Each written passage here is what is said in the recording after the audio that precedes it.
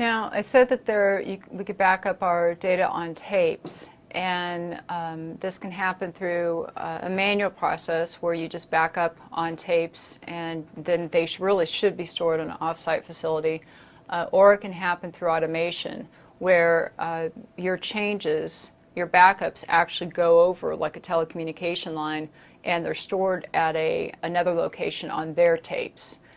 So usually tape vaulting, what we're talking about the actual automation process of storing it at another location.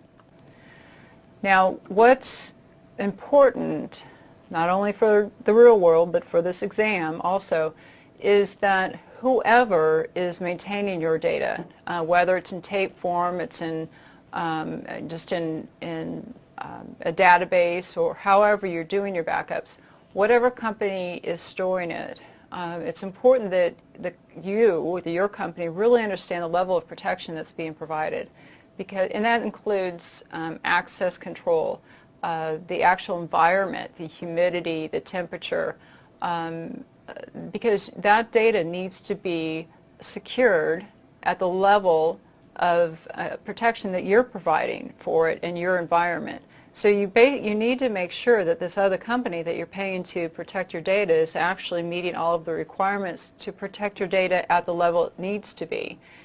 Another thing to think about is, when is this data available?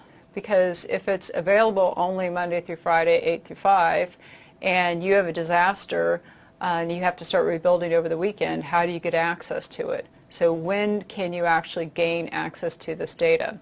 So you don't just want to pay a company, you really want to understand where this stuff is being stored, how it's being protected. So I talked about the compatibility issues when you're at an off-site facility. Now, if you're going to use a warm site facility, what do you need to make sure your tape backups are compatible with?